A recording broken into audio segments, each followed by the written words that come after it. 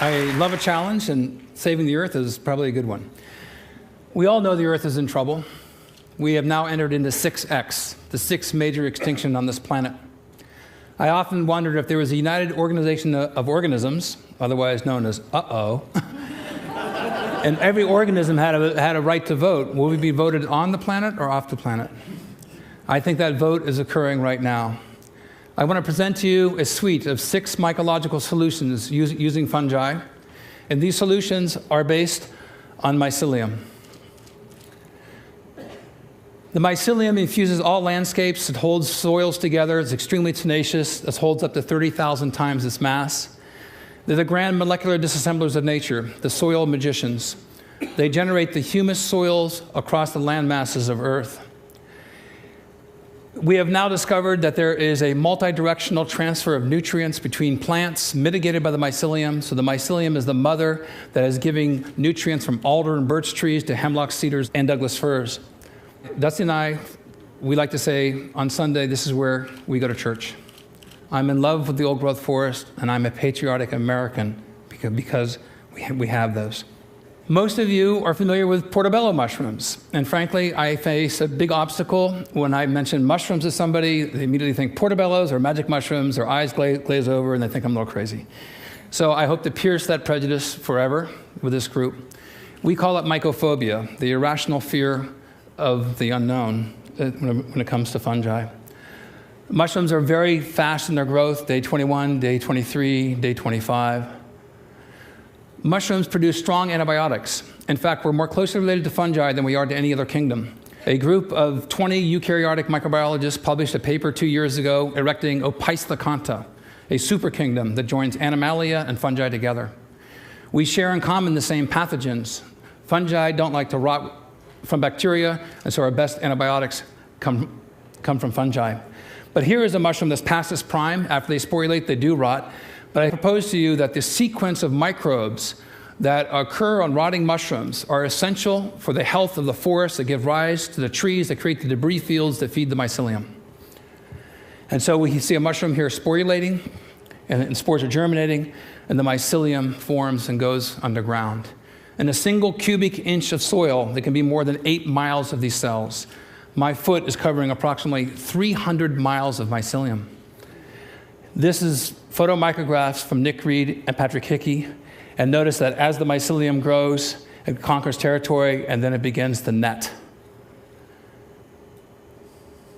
I've been a scanning electron microscopist for many years. I have thousands of electron micrographs. And when I was staring at the mycelium, I realized that there are microfiltration membranes. We exhale carbon dioxide, so does mycelium. It inhales oxygen, just like we do. But these are essentially externalized stomachs and lungs. And I present to you the concept that these are extended neurological membranes. And in these cavities, these microcavities form, and as they fuse soils, they absorb water. These are little wells. And inside these wells, the microbial communities begin to form. And so the spongy soil not only resists erosion, but sets up a microbial universe that gives rise to a plurality of other organisms. I first proposed in the early 1990s that mycelium is Earth's natural internet.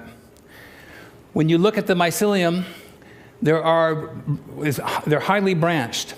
And if there's one branch that is broken, then very quickly, because of the nodes of crossing, internet engineers maybe call them hot points, there's alternative pathways for channeling nutrients and information. The mycelium is sentient. It knows that you are there. When you walk across landscapes, it leaps up in the aftermath of your footsteps, trying to grab debris. So I believe the invention of the computer internet is an inevitable consequence of a previously proven biologically successful model. The Earth invented the computer internet for its own benefit, and we now, being the top organism on this planet, is trying to allocate resources in order to protect the biosphere. Going way out, dark matter conforms to the same mycelial archetype. I believe matter begets life. Life becomes single cells become strings, strings become chains, chains network.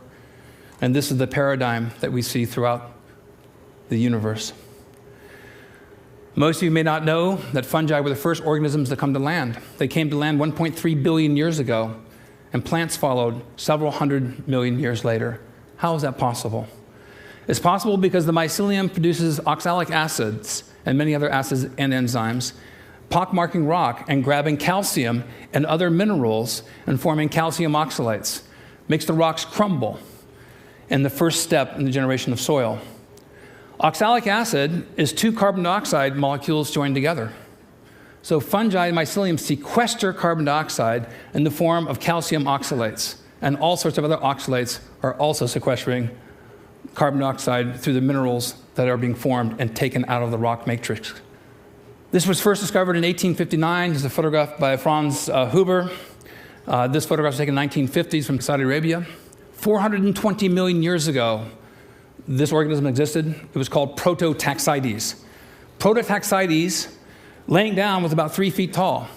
The tallest plants on Earth at that time were less than 2 feet.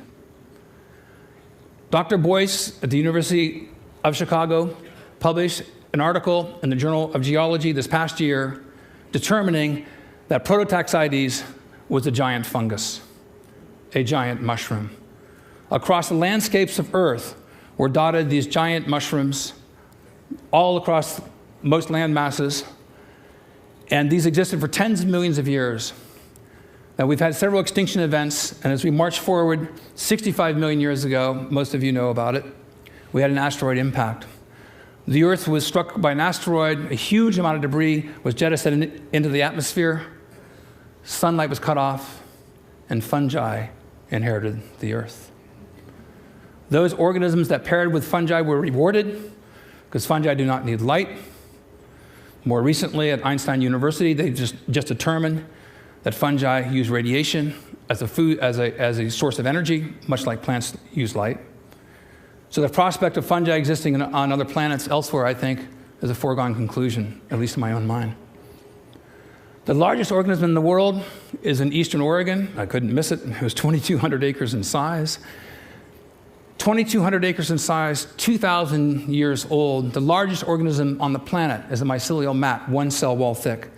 How is it that this organism can be so large and yet be 1 cell wall thick, whereas we have 5 or 6 skin layers that protect us? The mycelium, in the right conditions, produces a mushroom. It bursts through with such ferocity it can break asphalt. We were involved in several experiments. I'm going to show you 6, if I can, solutions for helping to save the world.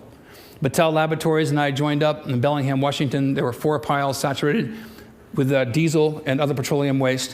One was a control pile. One pile was treated with enzymes. One pile was treated with bacteria. And our pile we inoculated with mushroom mycelium. The mycelium absorbs the oil. The mycelium is producing enzymes, peroxidases, that break carbon-hydrogen bonds. These are the same bonds that hold hydrocarbons together. So the mycelium becomes saturated with the oil, and then when we return 6 weeks later, all the tarps were removed, all the other piles were dead, dark, and stinky. We came back to our pile, it was covered with hundreds of pounds of oyster mushrooms, and the color changed to a light form. The enzymes remanufactured the hydrocarbons into carbohydrates, fungal sugars. Some of these mushrooms are very happy mushrooms. They're very large. They're showing how much nutrition that they could have obtained. But something else happened, which was an epiphany in my life. They sporulated. The spores attract insects. The insects laid eggs. Eggs became larvae. Birds then came bringing in seeds. And our pile became an oasis of life. Whereas the other 3 piles were dead, dark, and stinky. And the PAHs, the aromatic hydrocarbons, went from 10,000 parts per million to less than 200 in 8 weeks. The last image we don't have, the entire pile was a green berm of life. These are gateway species, vanguard species that open the door for other biological communities. So I invented burlap sacks, bunker spawn, and putting the mycelium using storm-blown debris. You can take these burlap sacks and put them downstream from a farm that's producing E. coli or other waste, or a factory with chemical toxins, and it leads to habitat restoration. So we set up a site in Mason County, Washington, and we've seen a dramatic decrease in the amount of coliforms. And I'll show you a graph here. This is a logarithmic scale, 10 to the 8th power. There's more than 100 million colonies per gram. and 10 to the third power is around 1,000.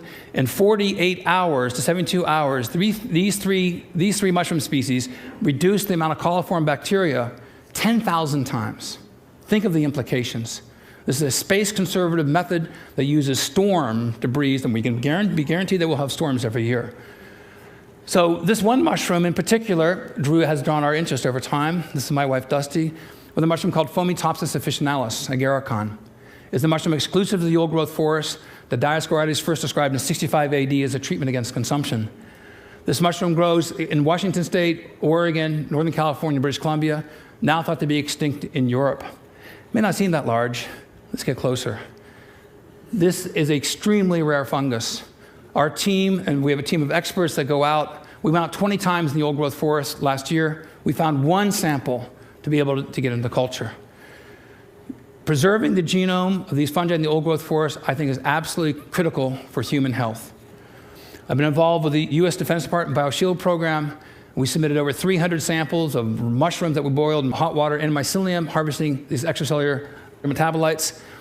And a few years ago, we received these results. We have 3 different strains of agarikon mushrooms that were highly active against pox viruses. Dr. Earl Kern, who's a smallpox expert of the U.S. Defense Department, states that any compounds that have a selectivity index of 2 or more are active, 10 or greater are considered to be very active. Our mushroom strains were in the highly active range. There's a vetted press release that you can read that's vetted by DOD if you Google Stamets and smallpox, or you can go to npr.org and listen to a live interview. So encouraged by this, naturally we went to flu viruses.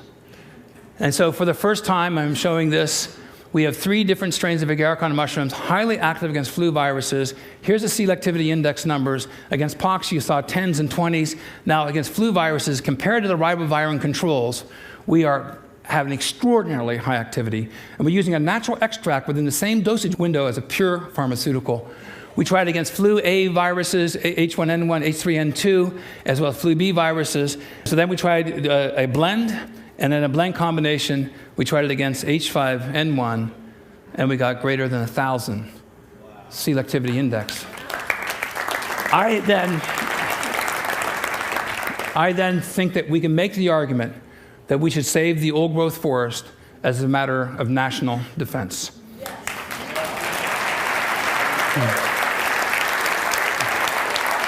I became interested in entomopathogenic fungi that kill insects. Our house is being destroyed by carpenter ants. So I went to the EPA homepage, and they were recommending studies with Metarhizium species, a group of fungi that kill carpenter ants, as well as termites. I did something that nobody else had done. I actually chased the mycelium when it stopped producing spores. These are spores. This is no spores. I was able to morph the culture into a non-sporulating form. And so the industry has spent over $100 million specifically on bait stations to prevent termites from eating your house. But the insects aren't stupid. They would avoid the spores when they came close. And so I morphed the cultures into a non-sporulating form. And I got my daughter's Barbie doll dish. I put it right with a bunch of carpenter ants were making debris fields every day in my house. And the ants were attracted to the mycelium because there's no spores. They gave it to the queen. 1 week later, I had no sawdust piles whatsoever. And then a delicate dance between dinner and death. The mycelium is consumed by the ants. They become mummified, and boing, a mushroom pops out of their head. Now, after sporulation, the spores repel, so the house is no longer suitable for invasion. So you have a near-permanent solution for reinvasion of termites. And so my house came down. I received my first patent against carpenter ants, termites, and fire ants.